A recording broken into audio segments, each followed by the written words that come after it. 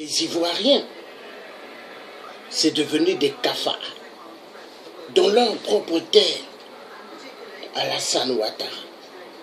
Est-ce qu'à l'époque du vrai président, Laurent Gbagbo, les Ivoiriens dormaient dans des cimetières? Est-ce qu'à l'époque de Blé Goudé, qui était à côté de Laurent Gbagbo, est-ce que Blé Goudé et Laurent Gbagbo ont eu à laisser les Ivoiriens dormir dans des cimetières? Non. Qui a ramené cela? Vous. Vous. Mais ça finira. Parce que Dieu est un Dieu qui ne dort pas. Dans la vie, faire du mal, c'est bien. Faire du bien, on ne sait pas faire. Mais Dieu vous prouvera. Car ce peuple que vous êtes en train d'écraser, c'est le peuple de Dieu. Ce peuple que vous êtes en train de rendre de plus en plus pauvre, car ce sont des gens qui ont vécu déjà difficilement, mais ils avaient leur terre donnée par leurs arrière et arrière-grands-parents. D'être, et aujourd'hui, vous faites à ce que des populations ivoiriennes puissent vivre dans des cimetières. Non, vous êtes un psychopathe, un mythomane. Et vous méritez, Alassane Ouattara, d'être placé dans le système de la guillotine. Oui, vous êtes la honte de la Côte d'Ivoire. Vous êtes la honte. Voilà pourquoi les Ivoiriens devront tout faire de se débarrasser d'un psychopathe mythomane de votre genre. Les Ivoiriens doivent tout faire, car un Ivoirien de ce nom ne peut pas laisser un imposteur dans son sol. L'Ivoirien doit tout faire pour récupérer son dû. J'appelle à chaque fils de la Côte d'Ivoire, à chaque fille de la Côte d'Ivoire, récupérez votre dû. Récupérez ce qu'on vous a pris de force. Récupérez ce qu'on vous a enlevé de force. Car tout vous appartient. Vous devez récupérer vos affaires. Ne vous laissez plus faire. Récupérez ce qu'on vous a pris. Récupérez. On vous a fait éperdument du mal. Montrez à ceux qui vous ont fait du mal qu'ils n'ont aucun pouvoir. Mais que vous, vous avez le pouvoir. Parce que la Côte d'Ivoire, c'est votre terre. C'est le tiers africain qui vous parle. Levez-vous, peuple ivoirien, avant qu'il ne soit trop tard. Levez-vous dans toutes les ambassades de la Côte d'Ivoire dans le monde. Criez devant des ambassades. Il est temps. Peuple ivoirien, levez-vous. Pointez du doigt Alassane de voleur. Voleur de vos terres. Voleur de votre vie. Destructeur de vos vies. Car Alassane Ouattara casse vos maisons. Les maisons construites difficilement par vos parents. Des maisons, des terres appartenant à vos ancêtres. Alassane Ouattara les confisque pour les revendre aux étrangers. Car pas mal de Libanais se payent des terrains en Côte d'Ivoire, des terrains des Ivoiriens. Il est temps que vous vous levez. Il est temps de récupérer votre dû. Car le dû doit revenir au peuple ivoirien. Votre dû. Votre dû. Donc, peuple ivoirien, ne vous laissez pas faire. Car celui qui se laissera faire, c'est celui qui veut être esclave. Ivoirien, veux-tu être esclave de Alassane Ouattara? Veux-tu être serpillière de Alassane Ouattara? Veux-tu être un chiffon de Alassane Ouattara? Il est temps que tu dises non. Alors Alassane Ouattara, ce message est pour toi. Où est Nicolas Sarkozy, ton seigneur qui t'a aidé? Nicolas Sarkozy, l'Hongrois de merde, qui t'a permis de tuer immensement des Ivoiriens. Ameni. Car les Ivoiriens n'avaient pas d'armes. Ameni. On les a tirés comme des lapins. Alors Alassane Ouattara, dictateur de ce nom, seigneur de la mort, Alassane Ouattara, corbeau noir, oui, car tu es un corbeau noir. Alassane Ouattara, pour qui te prends-tu? Est-ce que la Côte d'Ivoire c'est ta terre? Est-ce que la Côte d'Ivoire c'est la terre de tes ancêtres? Es-tu ivoirien? As-tu un acte de naissance ivoirien? As-tu été à l'école en Côte d'Ivoire? Tu n'as jamais fait de classe dans cette terre en Côte d'Ivoire. Tu n'as jamais fait de classe en Côte d'Ivoire. Alassane Ouattara, repars dans ta propre terre. Laisse les Ivoiriens tranquilles. Laisse les filles ivoiriennes tranquilles et les fils ivoiriens tranquilles. Alassane Ouattara, écoute-moi bien. Où est passé ton seigneur Nicolas Sarkozy? Il est où, ce dictateur hongrois de merde? Ce dictateur qui t'a permis de faire le coup d'État en Côte d'Ivoire, de tuer immensement des fils ivoiriens, des filles ivoiriennes.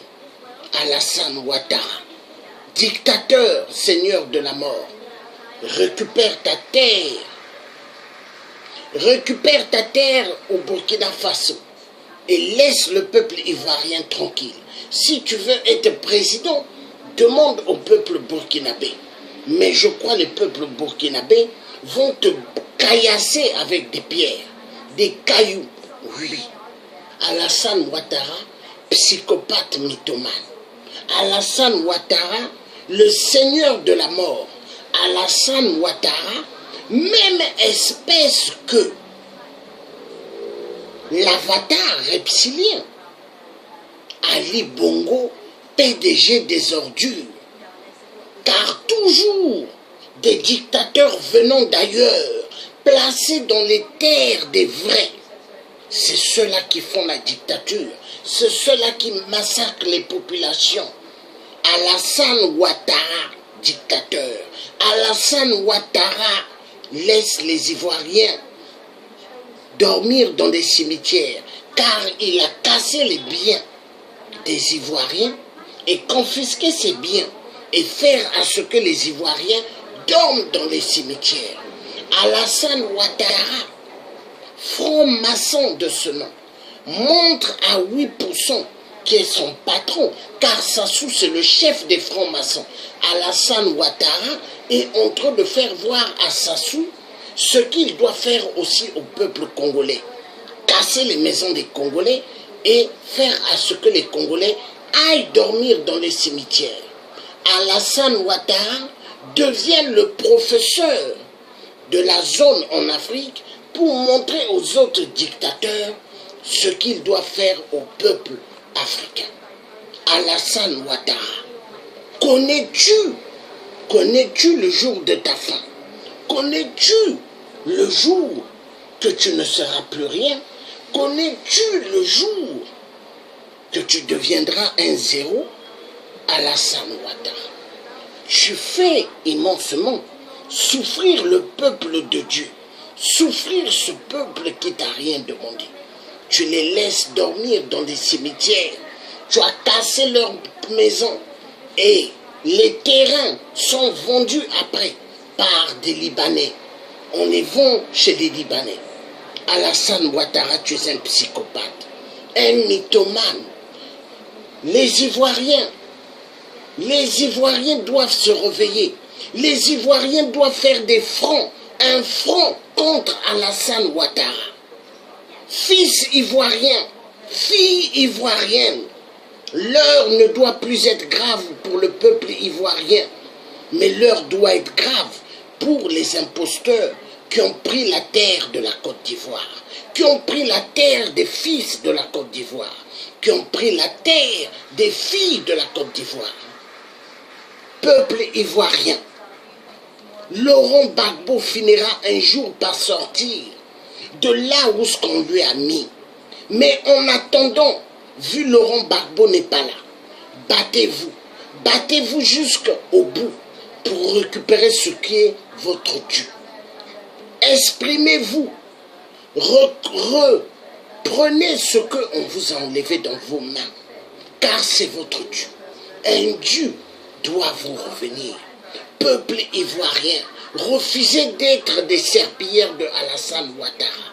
Refusez d'être des esclaves de Alassane Ouattara. Récupérez votre dû. Dites à Alassane Ouattara que tu as menti. Dites à Alassane Ouattara que tu n'as aucun pouvoir dans nos vies. Faites savoir, peuple ivoirien, ce que vous voulez. Faites savoir, peuple ivoirien, que vous n'êtes pas des esclaves de Alassane Ouattara. Oui, Alassane Ouattara vous a éperdument fait souffrir.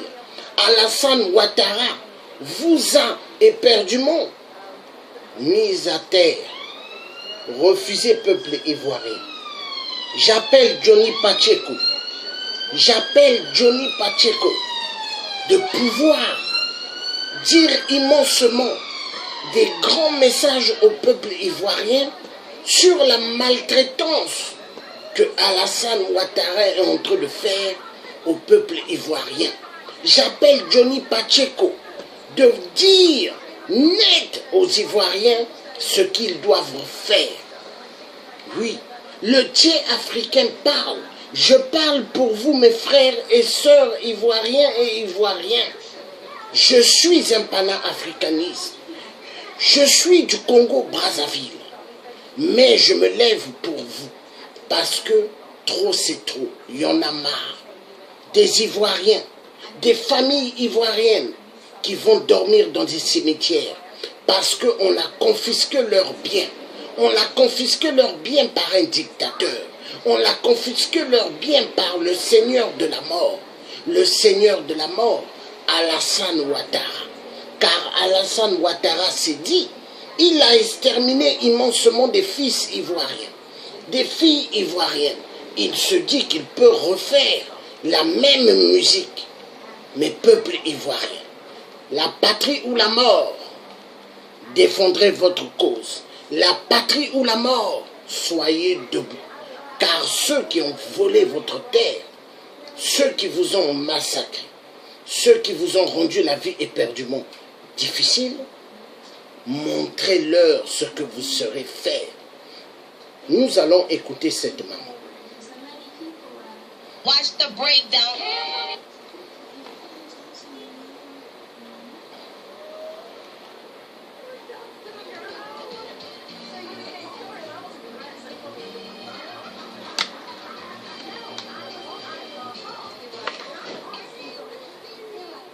Ces scènes inédites ne sont point celles de Manille en Philippines. Nous sommes bel et bien en Côte d'Ivoire, 5e pays le plus attractif du continent, 3e au rang mondial des pays à croissance rapide, pays émergent à l'horizon 2020 selon ses dirigeants. Ces images moyenâgeuses sont celles des populations de la commune de Port-Bouilly, à quelques kilomètres de l'aéroport international Félix Houphouët-Boigny d'Abidjan. Des enfants couchés sur des caveaux, des femmes faisant la cuisine, la lessive et la vaisselle dans un cimetière.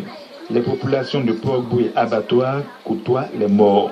Victimes d'une opération clandestine de déguerpissement survenue lundi 2 juillet 2018, ils n'ont autre choix que de troubler le sommeil des morts et de squatter sur des sépultures. La mort ne les terrorise nullement.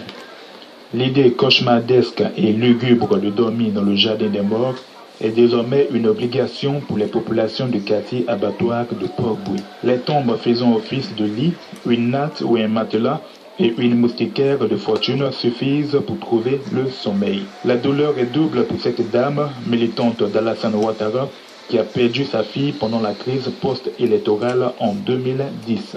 Elle était ce jour-là du côté du président Alassane Ouattara. On a cru en lui, comme elle s'en dit tout à l'heure. Aujourd'hui, là, sa concession a été détruite. Elle s'est séparée de ses enfants, de ses petits-enfants. Les voilà autour d'elle. Ils ont refusé d'aller dormir ailleurs. Ils dorment en plein cimetière. Sur les tombes où c'est écrit « repose en paix », ici, là, ils doivent chercher le sommeil. Comme elle, ses veuves ont vu leur concession, héritage légué par leurs époux, détruit par les bulldozers du régime Ouattara.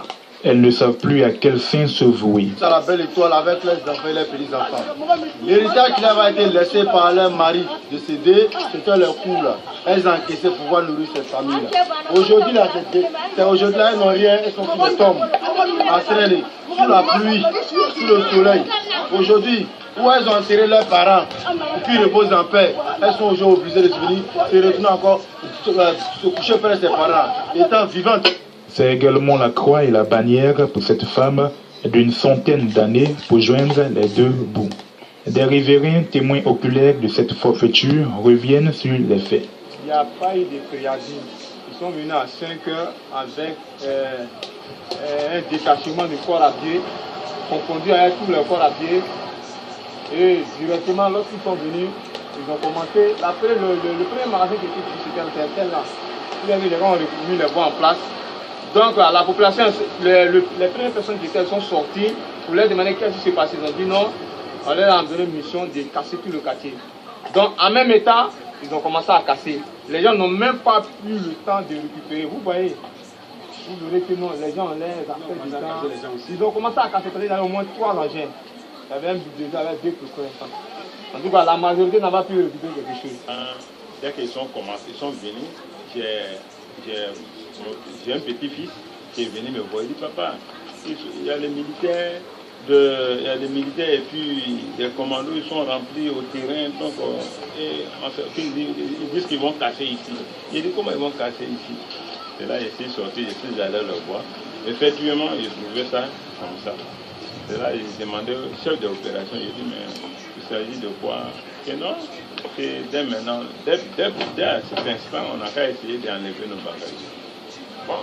Il dit, mais comment on peut venir brusquement comme ça, tomber sur nous? Ça, c'est un brigandage. Comment on peut venir nous brigander comme ça dans la... Comment on dit? On n'a même pas fini, on n'a pas quitté le sommeil d'abord. On vient nous réveiller avec la gaz lacrymogène. Donc, quand ils ont vu les jeunes gens venaient beaucoup, donc ils ont commencé à lancer lacrymogène pour empêcher les gens. Bon, on a commencé à faire sortir, en même temps, les bulldozer commencent à casser.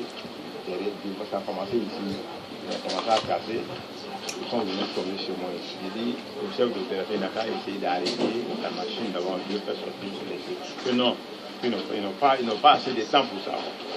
Donc, ce que j'ai trouvé, il n'a qu'à sortir avec ça. Monsieur le Président Alassane, la population qui était derrière toi, on t'a élu en 2010, jusqu'à aujourd'hui, tu es encore là. Cette population, ils sont aujourd'hui sans abri, rien du tout. D'autres dorment au cimetière, à l'école, d'autres ne sont sans maison. Voilà, nous, on se réveille comme ça. On est là, le matin jusqu'au soir. Il y a de certaines personnes qui nous donnent un peu à manger. S'ils étaient passés à nous, on est venu à prix quand même.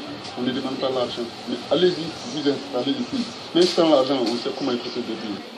Désemparée, cette femme de 3e âge fond en larmes. C'est ma maison là que mon enfant. C'est ma maison là que mon mari. Je n'ai pas compris. Je n'ai pas voir toutes les choses.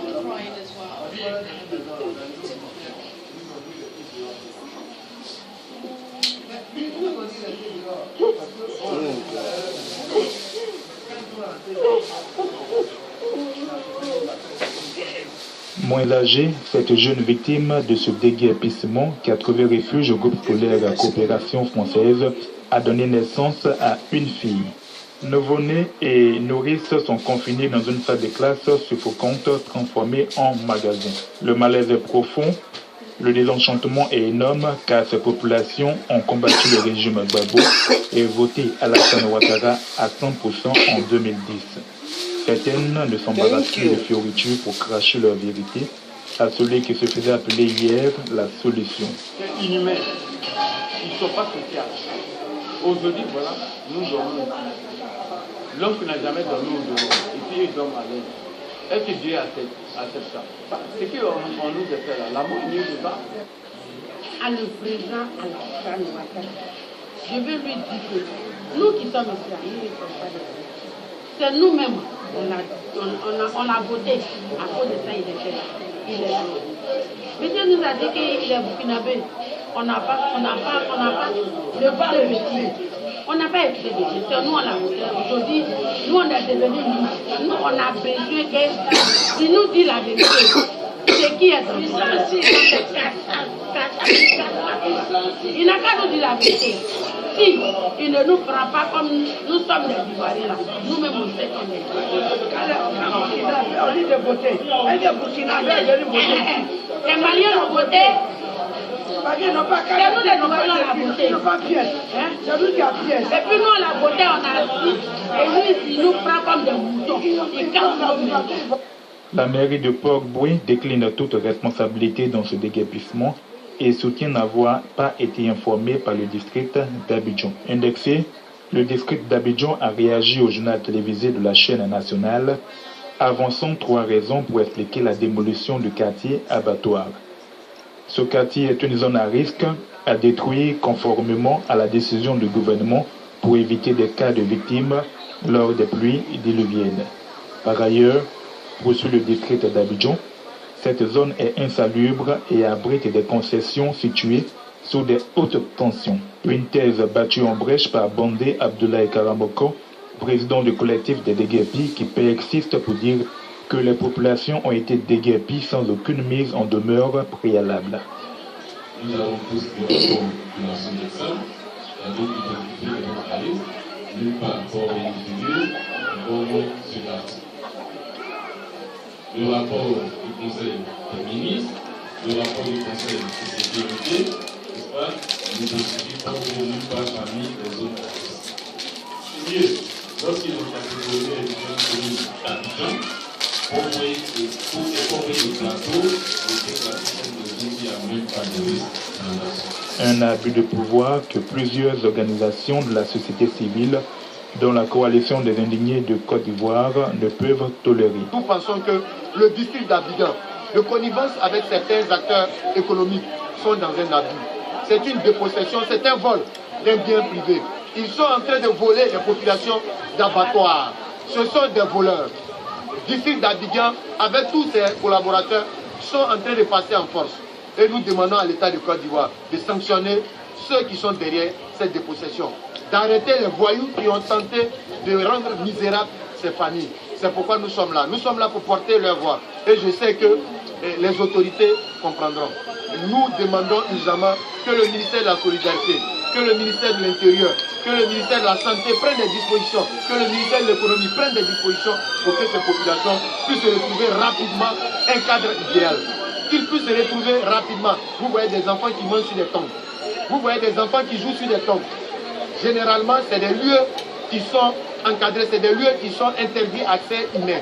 Et aujourd'hui, vous voyez, on ne sait pas s'ils peuvent demain transporter le choléra. Aucun membre du gouvernement ne s'est rendu à ce jour au chevet de ces victimes.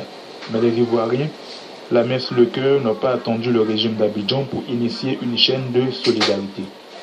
Ainsi, une délégation de l'Union des nouvelles générations de Stéphane Kipré, conduite par son secrétaire général, a témoigné sa compassion aux victimes à travers des dons. Nous sommes venus saluer les parents. Nous sommes venus leur dire qu'ils ne sont pas seuls dans la situation dans laquelle ils vivent.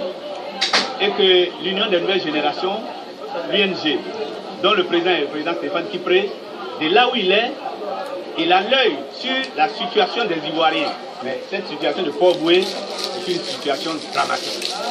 Nous sommes venus leur dire Yako, nous sommes venus leur dire de prendre courage, nous sommes venus leur dire oui, qu'on est avec eux. Mais le don le plus considérable, selon le collectif des victimes, reste celui du docteur Emo Sylvestre, conseiller municipal à Port-Boué, constitué de 2 tonnes de riz, 5 grands bidons d'huile de 20 litres, 10 cartons de poisson, 45 matelas et 50 nattes. Outre le quartier abattoir de Port-Boué, 52 quartiers précaires d'Abidjan sont menacés de démolition par le régime d'Abidjan.